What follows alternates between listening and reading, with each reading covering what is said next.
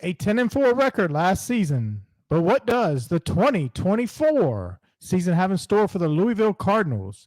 Tonight, we are joined by the third banner podcast of the College Huddle to give us some insight. All of this is next on the ACC College Huddle.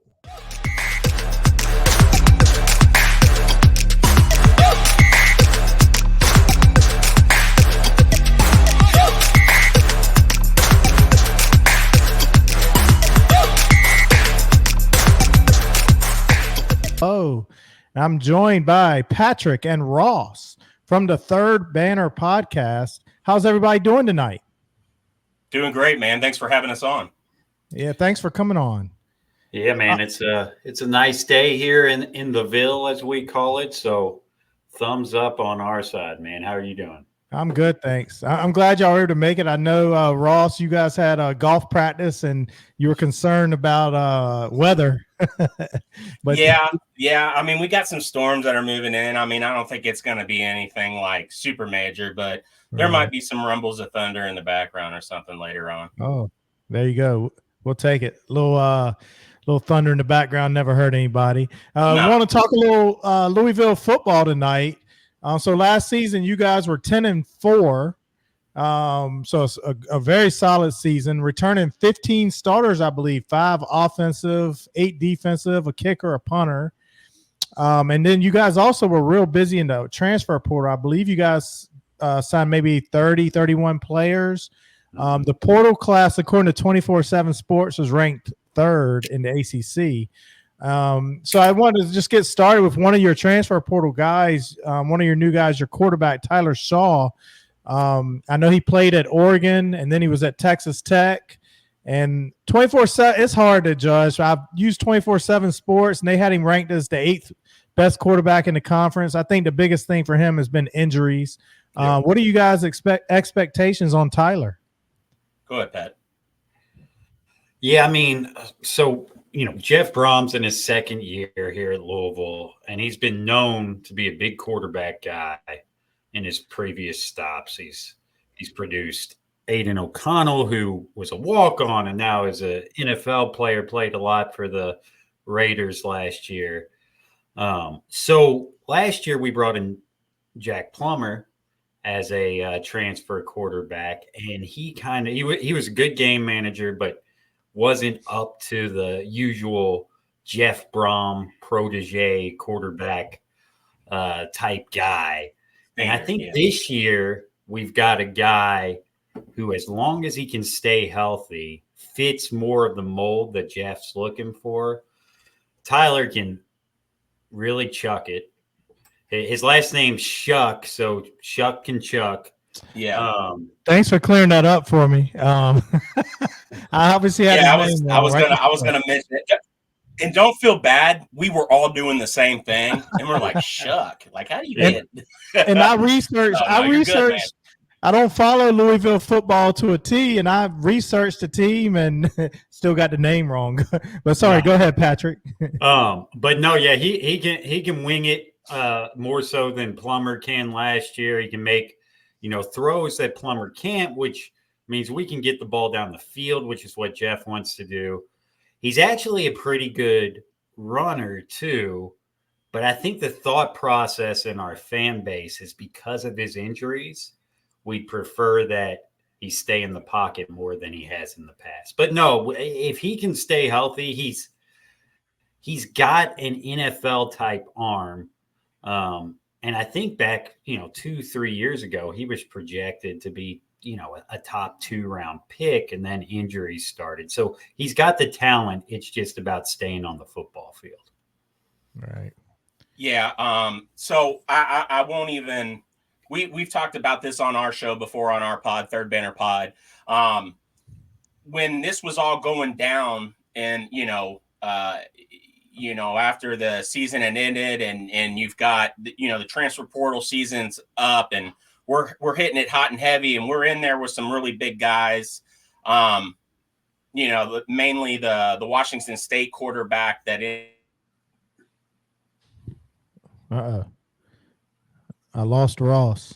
Ross. Yeah, he was talking about Cam Ward, who ended up at Florida State. We were looking at him too, and so we were. Yeah, I mean, quarterback. We knew we needed a quarterback in the portal. Right. So we looked at a couple of guys, but they identified Shough pretty early, and he was our first transfer portal commitment.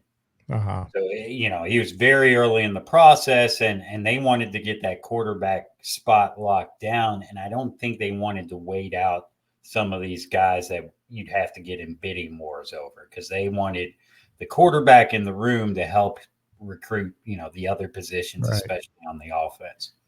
I'll say on the research I had done too, they were saying exactly what you're saying with Plummer, game manager, that Shough is really going to fit in well with Coach Brom. And like you said, if he stays healthy, that offense, Coach Brom, he's quite the coach. I'm a Brom fan, and I know that offense is going to cook. So I was going to say the next thing I did want to mention, this is another position. You guys seem to have a lot of depth at offensive line.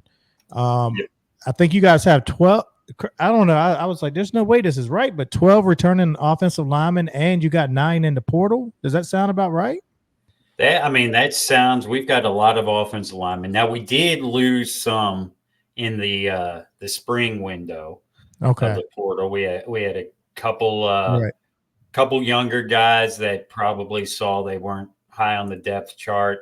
We actually had a guy that had come in the fall window and left, which we had at some other positions too. And this is something that if Ross gets his connection back on, that this is probably one point we disagree on. Okay. I love our offensive line depth.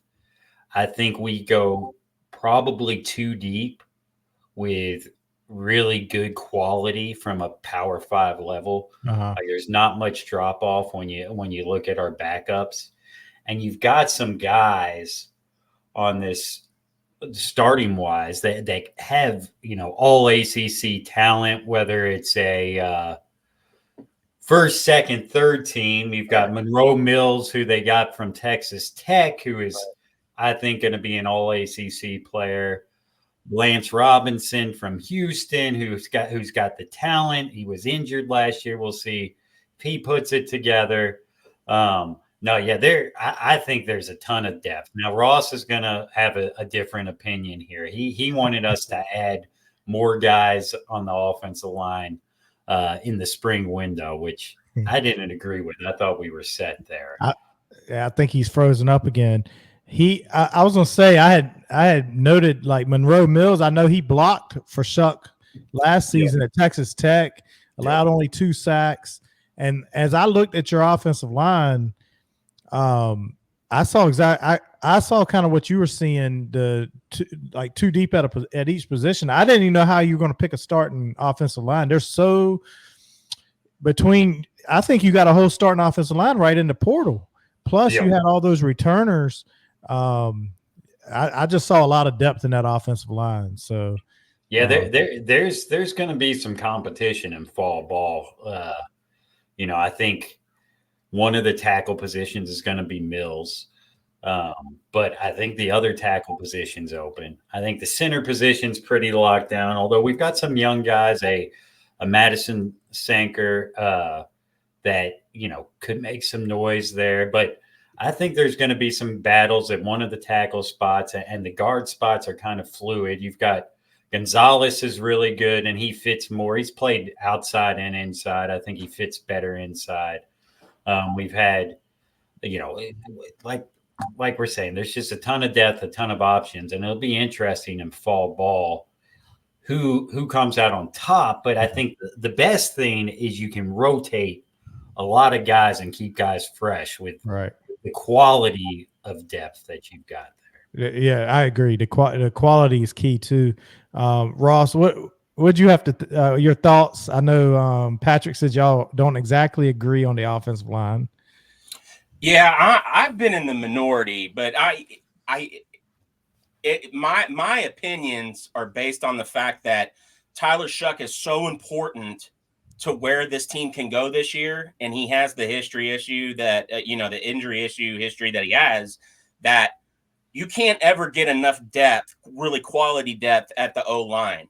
I'm looking at a spot in particular like center for us.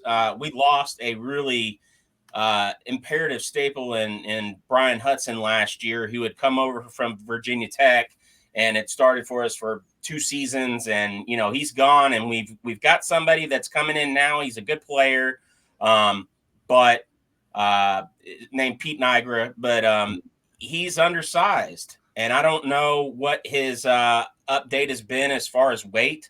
He's a good player, but I'd be lying if I wasn't worried about that position, because there's a lot of things that you just cannot make up.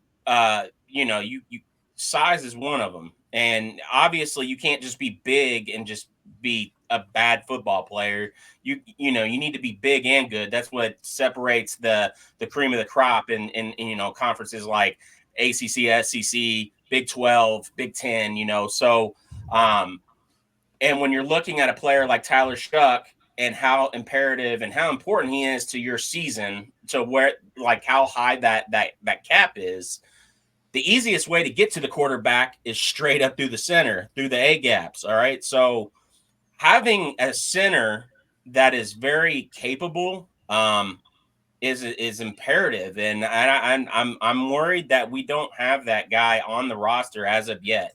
I know a lot of people don't agree with me there, but we will see. I would like to have another player, another interior O lineman. That being said, we do have a player like Madden Sanker, who was he was a big commitment out of Georgia last year. UGA was going after him.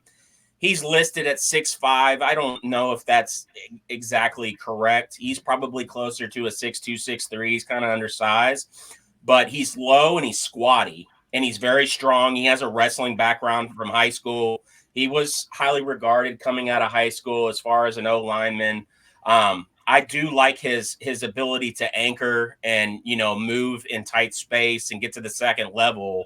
I just don't know how much opportunity he's going to get. Hopefully, we're not looking at a situation where we're having to rely on him. We do have other guys like Austin Collins that are solid backups. So I would love to see another starting quality guy at center. That's what I'm worried about, especially when you got a guy like Shough. That being said, I know y'all hit on it. My kids picked a hell of a time to go ahead and restart the internet. That's what it was. That's what that was. So I apologize. You're good. But Shough, he has all the keys and is holding all the things for this Louisville team this year. Right. Jack Plummer, Pat was hitting on. Jack Plummer is a guy that was a game manager last year. He's not a guy that you could go depend on to go win you games. Tyler Shough is that guy. The ball comes flying out of his hand. He's got a live arm. He started for Oregon as a true freshman. He was a 5-star quarterback, Elite 11 guy, I think, coming out of high school. Guy's got all the tools, and he can move. And I'm not saying this lightly. Like, I don't think he's quite the athlete as this guy, but he can run like this guy. Somebody you're familiar with, Bryce Perkins. He can run like that. Like, like, I've been comparing him. Like, when I saw him, I was blown away when I saw him in spring practices. I mean, he is every bit of 6'6". I mean, he's a big dude. He's solid. Right. He reminds me of like a Joe Flacco type. Like, I don't know who you root for, and if you got a rooting interest in NFL, but I'm a Bengals fan, and I got to see Joe Flacco play quite a bit, and there were so many times where the pocket would break down, and then that dude takes off for 15 yards and gets a first down. He doesn't really look like he's moving, but he's covering a hell of a lot of ground really fast, and that's how Shough is. Like, you're gonna have to stay honest as a defense to play against him. Right. Yeah. So the running game last year, I know you guys had Jawar Jordan and Isaac Garendo, I believe, and they ran combined for almost 2,000 yards. Offensive line appears to be a strength. How do you guys see the running back room shaking out this year, though? Go ahead, Bet. Yeah, I mean, I think it's not as talented at the top end as last year. I mean, you have 2 NFL guys that led the room last year. Isaac Guerrero, I think, is going to surprise a lot of people with his NFL career. Had amazing combine numbers. But you've got a guy in Maurice Turner, who was our third back last year, coming back, had an excellent spring. He's got the speed of a Jawar Jordan. He didn't quite have that vision where he could find the hole and hit it that Jawar did. But this spring he looked good, and I think he might have, added that attribute to his game. So I think you see a big year out of Maurice Turner. They brought in Donald Chaney Jr. from Miami, who, is kind of the mix between a bigger back, but with some speed. He's not as slight as Turner. He's got a little bit more weight on him. I think those two will be the main 2 guys that'll see most of the snaps. They'll split.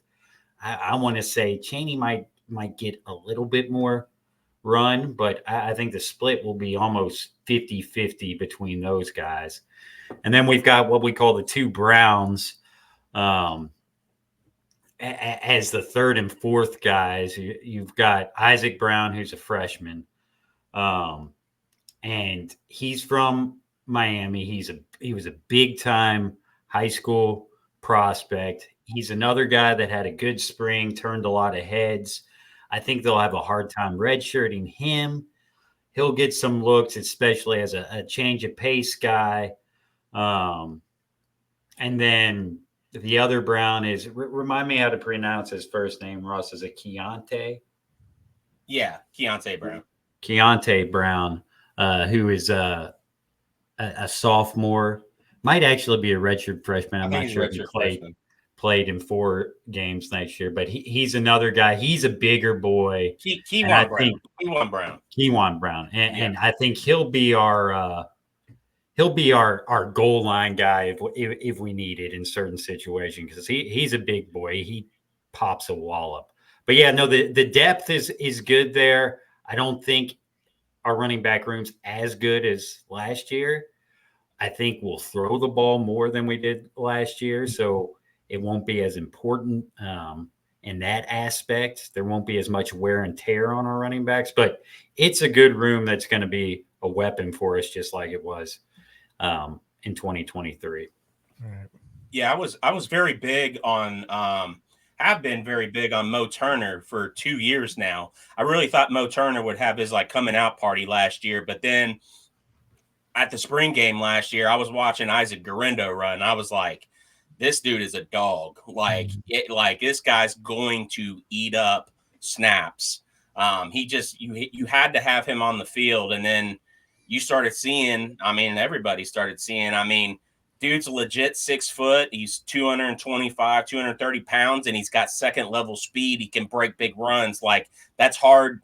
That's hard to keep off the field, man. And he's a guy that doesn't go down after first contact. So losing him is probably going to be the biggest hole we have to replace, even more so than Jawar Jordan last year.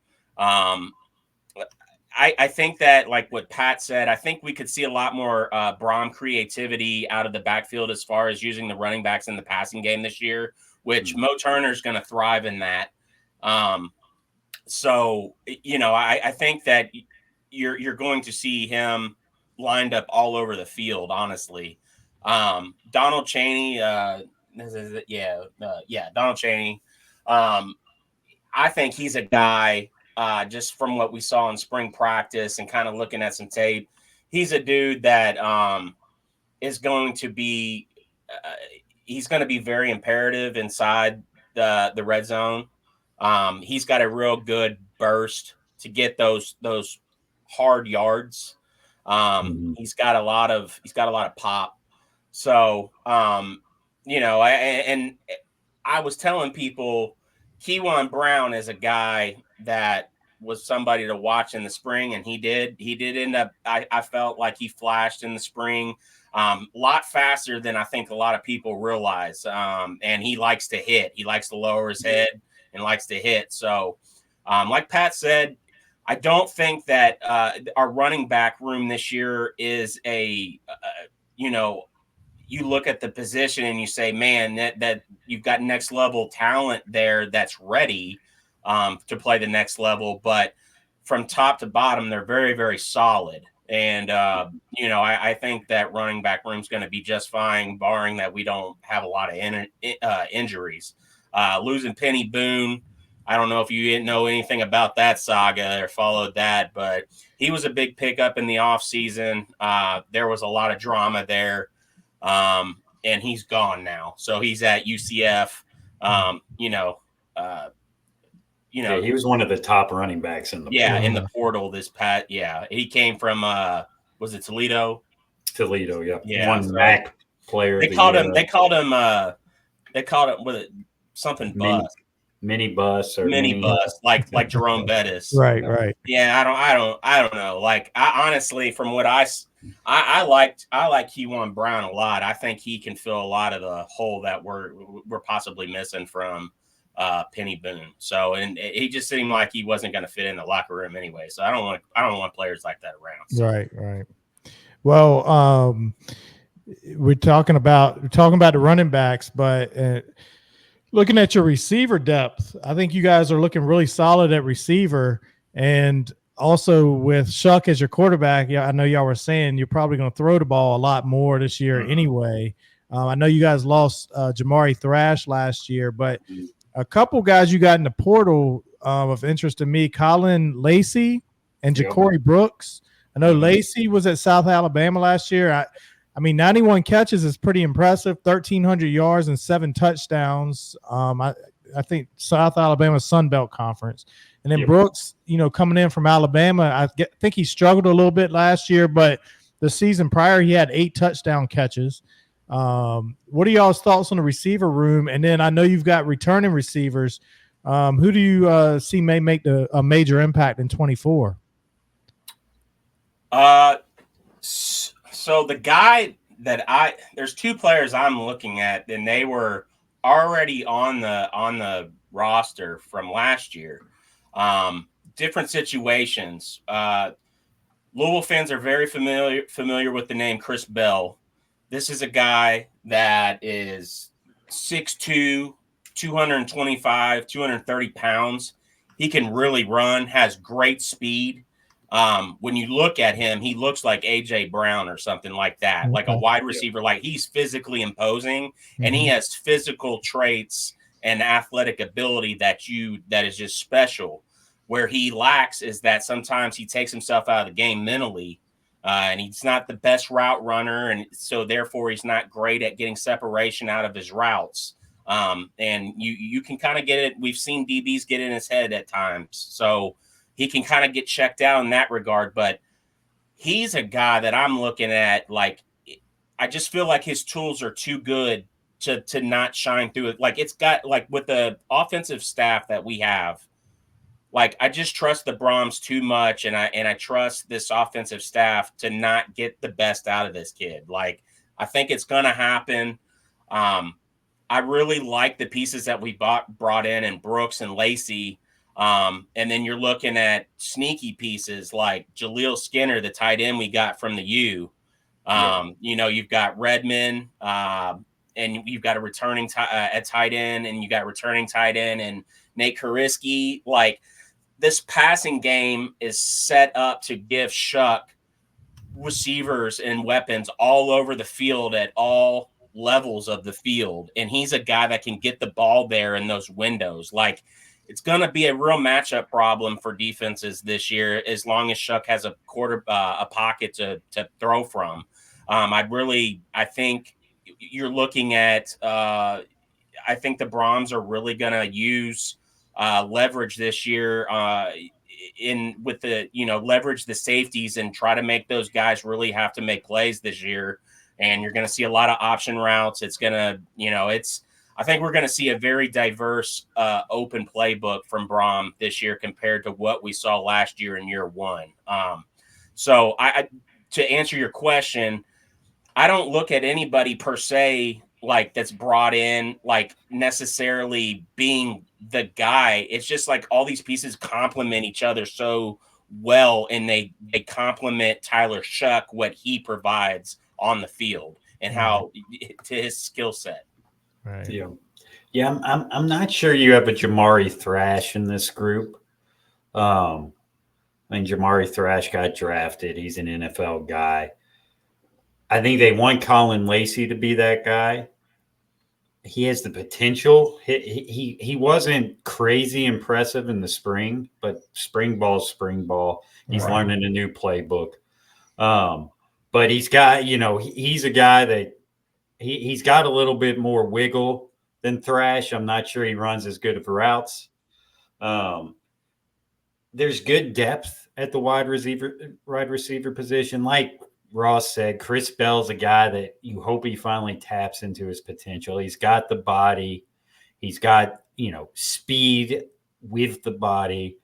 I think some of it, from what I've heard with him, is a little bit mental. Yeah. Nothing bad. He's not a bad kid. It's just he gets on the field and makes some mental mistakes. He gets caught up in the game. He's a competitor. Right. Yeah.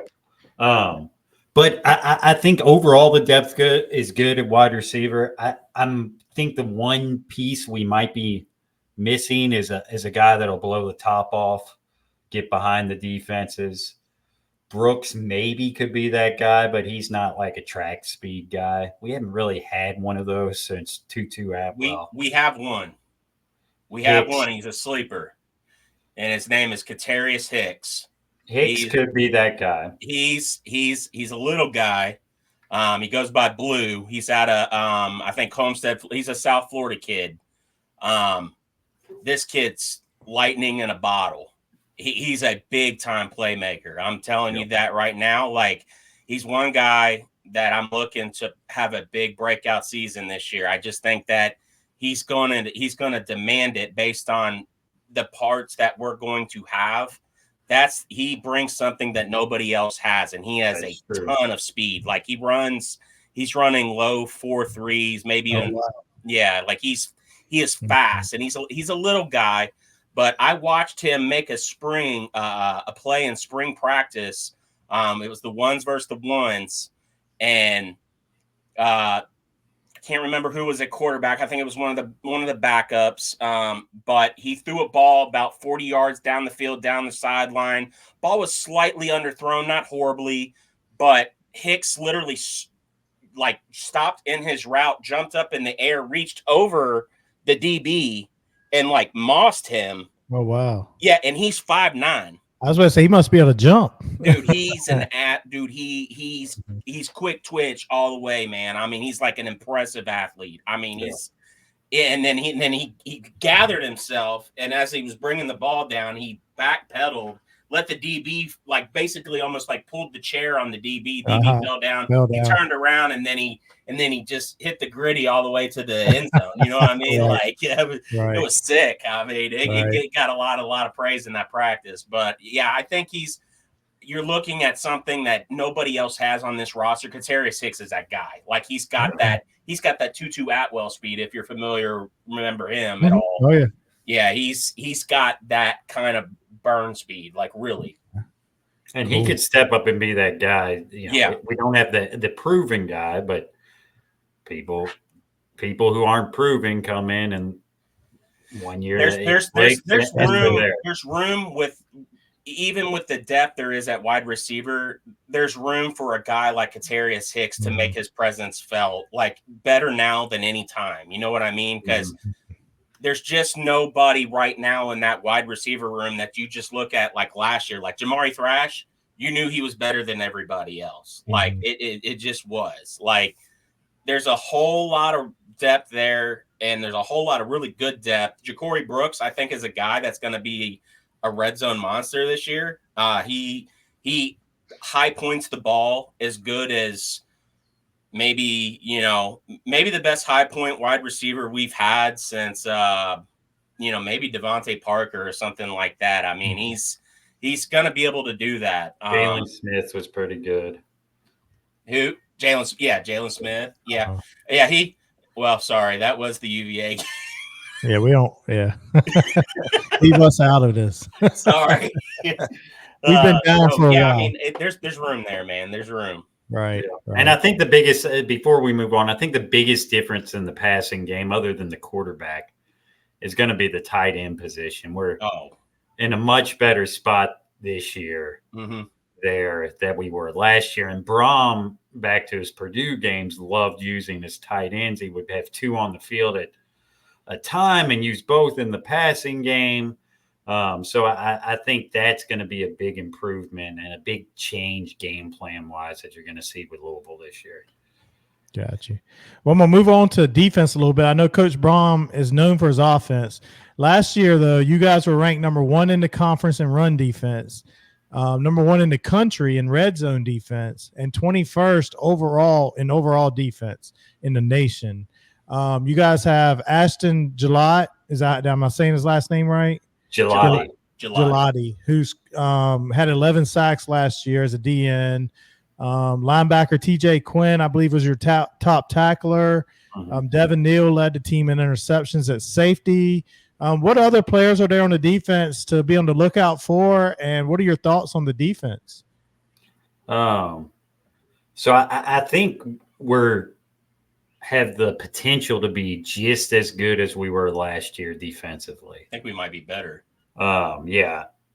I think the line we were looking for, if you start with the defensive line, the middle of the line is going to be, I think, better than it was last year. You added Thor Griffith, who's a transfer from Harvard, who is a big time dude. He looks like talent.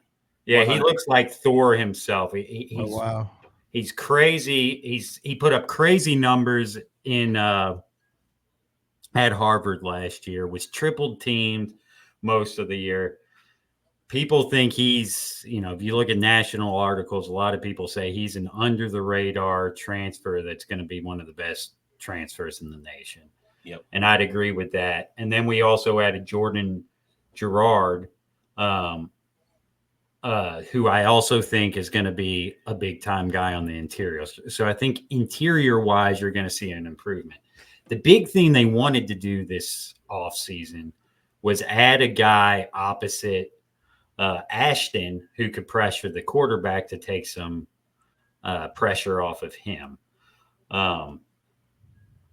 We had Tyler Barron, big transfer from Tennessee. He was another Penny Boone type that I think caused some issues in the locker room. And from what we know, they had the same agent. Penny Boone and him had the same agent, supposedly. It came here, got some NIL, and bounced. And I think where do you end up, Ross? Florida State or Miami? Miami. I think Miami. That sounds right. Yeah. So the big thing is going to be finding a guy on this team that can pressure the quarterback from the other side to take some pressure off Gelati. I think the linebacking crew, there's a lot of the same dudes, but they're all a year older. I think a guy that I think is going to be a star this year. He was a freshman last year, made some plays, was a big time recruit, is going to be Stanquan Clark. Yeah. He'll be in the middle. And I think he's going to be I think he's got a chance to, sneak on an all ACC team if he puts it together this year.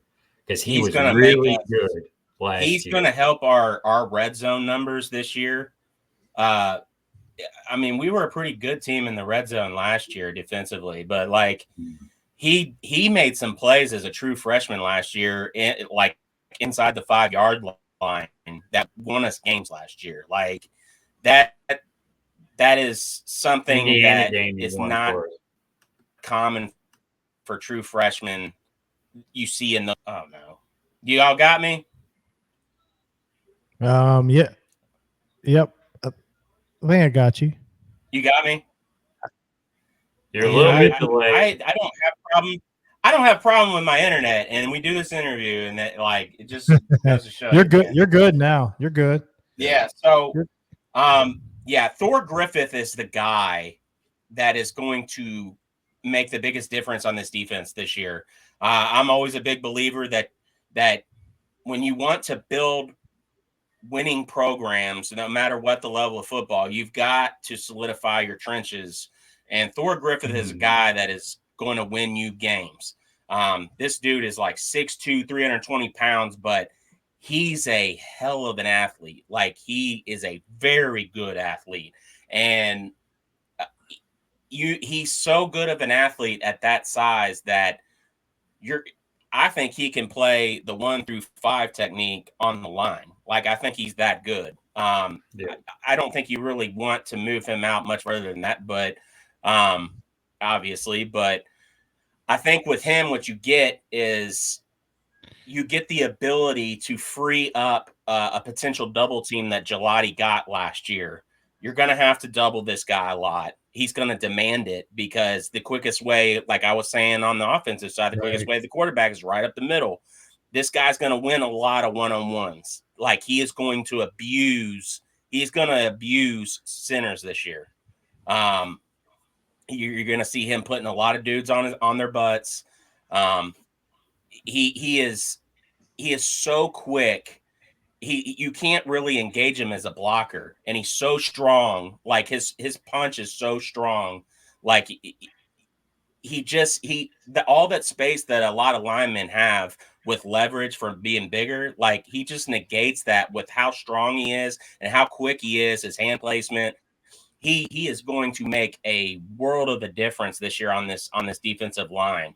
Like Pat was saying, we had Tyler Barron, and we were all hyped as all get out to get him to be the guy on the other edge. And then we already had Thor Griffith coming in the middle. Like, the defensive line was just looking like gangbusters. So, the defense is going to, you may not look at Thor Griffith. Ashton Gelati is going to be the guy that's going to get all the praise on this defense probably this year. He'll be able to put up the numbers, but a lot of those numbers are going to be complemented by Thor. Cool. And I think go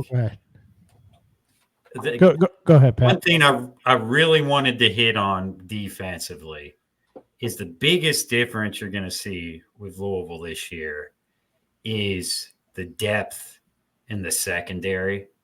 Yeah. You return Quincy Riley, how he did not make all ACC team is beyond me. You look at the PFS numbers and everything, and he's one of the best lockdown corners in the nation. Yeah. People just would not throw to him. Yeah. But beyond that, last year, we had Brownlee, who was an NFL guy at the other cornerback. The safeties were decent, but they weren't top-notch guys. And then depth-wise, you kind of had a big fall-off after the first-string dudes. This year, you add back MJ Griffin, who was a big-time safety 2 years ago and sat out all last year with a knee injury. He got hurt right before the season. Yeah. You got Tamarian McDonald from Tennessee coming in here at the other safety position. And then at cornerback, you got Corey Thornton from UCF, who I think was a big-time add. But even bigger than that, the guy that I think is going to be hard to keep off the field is a redshirt freshman named Aaron Williams. Yep. Who was a big-time get out of high school, played in California with our quarterback, backup quarterback Pierce Clarkson. Yep. And he played at Don Bosco. Played at Don Bosco. Don Bosco, yeah. Played his whole senior year, I believe, on a torn ACL. Partially torn ACL. Wow. Yeah. And was still very good his senior in high school. And rehabbed last summer. Got a few, garbage minute snaps last year, but in the spring, he looked like a dude that's going to make some noise. So I think the biggest difference on defense this year for the Cards in the positive direction is going to be the secondaries. Yeah. Got more depth, and I think has better top-end talent.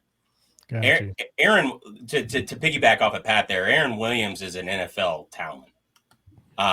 He is the prototypical corner that a lot of teams are looking for in today's NFL. He's 6'2", he's 195 pounds, great athlete, really, really very fluid hips. changes direction very fast. His range and his ability to close on passes just in the spring from what we saw alone. He looked much healthier this spring than he looked in his senior year of tape in high school. And he's put on weight. He just looks really strong. I mean, really strong. He is physically imposing as a DB. So we're going to find out what kind of player he is. He was hitting on it was the corner we got out of UCF, Pat Thornton. That kid likes to stick. Like, he's a guy that you like having in there and you like adding on your roster. Like, that kid likes to stick. If Aaron Williams likes to hit like that, this kid is going to be a top 15 pick NFL. I would put a couple years. Yeah. I'd put a lot of money on it right now. Like, I'm saying if it all comes together. Right. So Pat's exactly 100% right. Like, the depth at the secondary spot this year, getting MJ Griffin back at safety is going to be the defense. Like I was saying, I think the defense has a chance to be even better this year than last year. And that's saying a lot. I think this will probably be our best defensive team we've had since those Charlie Strong teams that we had. I really do believe that. Yeah. So I know that you came from Vegas, and I'm sure you laid some money down of an over 8.5 games.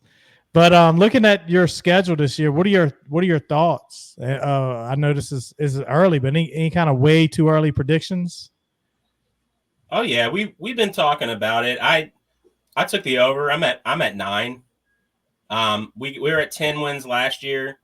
I think that the schedule is definitely harder this year. So definitely. I see us winning 9 games, but last year we kind of petered out at the end of the season, like injuries and, defensive coordinators, like the everything was out on Jack Plummer, by the last 4 games of the year. I mean, you knew how to play him, and he just couldn't make a lot of plays. I think, that even with the schedule being harder, we're going to possibly almost finish the season as well. I think we're going to actually end the season better than we did last year. We won't be petering. I think we'll be peaking near the end of the season. That's just me personally. What do you think, Pat? Yeah, I mean, I think you look at the schedule compared to last year. Like Ross said, it's harder. You've got probably 4 big-time games that you need to win 2 of. I know at Virginia is one of those, I'm sure. I was going to say, at Virginia is one of those ones that is the next level of game. It scares me. That's a scary game. But, yeah, you've got at Notre Dame, Miami at home, at Clemson, and then at Kentucky, who's the bugaboo we've got to get off our back in this rivalry over the past 5 years. Yeah. But yeah, you've got, if you can win 2 of those games, and then there's going to be games, the Virginia game at your all's place, Pittsburgh at home. Pittsburgh gave us a ton of trouble last year. And I kind of think, Georgia Tech and SMU that's the one I was looking at too, Pat. Have talent. So there's not a ton of like gimmies on here. The first 2 are gimme. Well, Jacksonville State's been a solid team. I would hope that's still a gimme. Right. Stanford. We're gonna mop them. You hope that's a gimme. You hope Boston College is a gimme. But there's a lot of you got to put the work in this year. And last year there were some games we won, like an Indiana game where that game should have been a blowout that we had to win at the last second. So the first game of the year, 9 wins too. I want to say 9-3 is probably a good guess, but I hope Louisville fans aren't disappointed if there's an 8-4 year in there. I mean, yes, I'll be disappointed, but it won't be like, what a horrible job by this coaching staff, because this is a much harder schedule than last year. Yeah, for sure. Last year. Oh, I'm sorry. Go ahead, Ross. No, I was just going to say that. I mean, that the very first game we played last year in Atlanta, we played Georgia Tech. And that first half, man, was rough. I mean, and we were able to rally and win, but that is not how any of us really saw that going. And Brent Keys is a good coach. It's clearly obvious that he's got that program on the upswing now. And, I just that Georgia Tech game, that third game of the year, really scares me, being that, it's going to be the first real test. You've got Notre Dame following that at Notre Dame. Like, it's easy to overlook that game. It's kind of a trap game, and it's the third of 3 games at home. It's just things kind of line up kind of weird there. So I worry about that Georgia Tech game a lot. I think we're going to really find out a lot about Tyler Shough and this team in that Georgia Tech game come fourth quarter. I believe that wholeheartedly. As I say, last year, I know you guys ended, struggled there at the end, but your schedule at the end was kind of tough too. Yeah. I think you guys lost to Florida State down the stretch. You lost to Kentucky. I know you lost your bowl game. There's another one in there that I'm missing. Pittsburgh was kind of middle of the year that we lost. Yeah, those were our 4 losses. Because you only lost 4 games. So we lost our last 3 games. That's right. Yeah. And I was going to ask y'all, as a Virginia fan, what's it going to take to beat Kentucky this year? I know y'all have lost 5 times in a row, which is really nothing compared to what's happened. We played Virginia Tech, and we've lost like 100 out of the last 101 times. So what do y'all need to do to beat Kentucky this year? Yeah, we used to dominate this series, 10 to 15 years ago. 10 years. And then they brought in, to his credit, Stoops has turned that program around. And we had some down years with Petrino 2.0, and Satterfield wasn't horribly down, but he wasn't competitive with them. I think some of it's a mental thing at this point. Last year, we outplayed them. Mm-hmm. We had a couple bad turnovers. They returned a kickoff for a touchdown. And that was the game. So I think a lot of it's mental. I think this year, from a talent standpoint, I'm always going to say I think Louisville's more talented, but I really believe we're more talented. Mm-hmm. It's on the road, but I think it's just getting over that mental hump and believing that you can do it and then going out there and doing it, because I think we have a better team. I think they probably have a little bit of a step back roster-wise this year. So, yeah, this should be the year that we do it, but I hate putting that out there because I'm a little bit of a jinx person. I don't like to jinx us, but hopefully this is the year we turn it around. And it needs to be the year too, because we've struggled matching their intensity. That's been the biggest thing over all of this mental hurdle. We had a coach that was wet, soggy white bread in Coach Satterfield before, didn't understand the rivalry, wasn't a good fit. You got Jeff Brom now. He's a former Cardinal. The Brom family is the family of U of L football. Their dad played here. He played here. His brothers played here. Like, everybody in the Brom family is all in U of L. So they get it. But to top that off, and it will be something that this could be the last time that this rivalry game is played for a while. With the new SEC contract coming up, there's a lot of talk about that Kentucky might be eliminating a game on their schedule to make way to put more SEC games on there. And it would be right up their alley to drop this rivalry and put another cupcake or put something on, you know what I mean? So we need to finish this rivalry and have it in us to win this. And I love the chances and what we've got in the Broms to do it. So we're going to win this game this year. Calling it now. Got you. Well, I was going to say, I wanted to thank you guys for coming on tonight. I think Louisville football is definitely in a very good spot. It's your coaching, your players. I think Louisville football is on the rise. So I wanted to thank y'all for coming on, and could y'all tell us where all of our listeners could catch your podcast or get your content? So you can find us on pretty much any streaming, wherever you catch your streams on Google, Spotify, Apple, iTunes, on Twitter, and we are at the Third Banner Pod. You can find us there. Facebook, we're on Facebook, Third Banner Pod. So pretty much anywhere that you want to catch us, we're there. Not hard to find, and just look for that red circle with the red bird in it. And the thirdbannerpod.com will take you to our YouTube page, where you can watch our live episodes and any pre-recorded episodes. Yep, it'll take you right to YouTube. All right. Well, guys, thank you for coming on tonight, and look forward to hopefully we'll catch back up again when football season starts. Yes, man. Jeff, thanks for having us, Jeff. Have a great one. It was a pleasure, man. Good luck to your Cavaliers this year, man. It'll be a fun football year. Thank you. Same to y'all. Thanks. And that was the Third Banner Podcast. Joining us tonight on the ACC Huddle. I thank those guys for coming on. I think Louisville Football is definitely a 10-4 season last year, so it's hard to say it's on the rise. I think it's risen, and it's in really good shape right now and a really good spot. And a little bit tougher schedule than last year, so we'll see how it all turns out, but a lot of good pieces on that team. That's going to wrap up our show for tonight. I'd like to thank you all for tuning in to the ACC College Huddle. Please check us out on YouTube at the College Huddle Podcast. Check out the collegehuddle.com for podcasts, articles about all your favorite ACC schools and other conferences as well.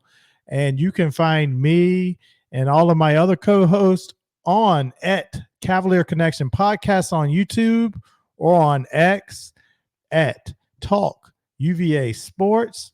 Other than that, that's going to do it for tonight. I hope everyone has a nice evening.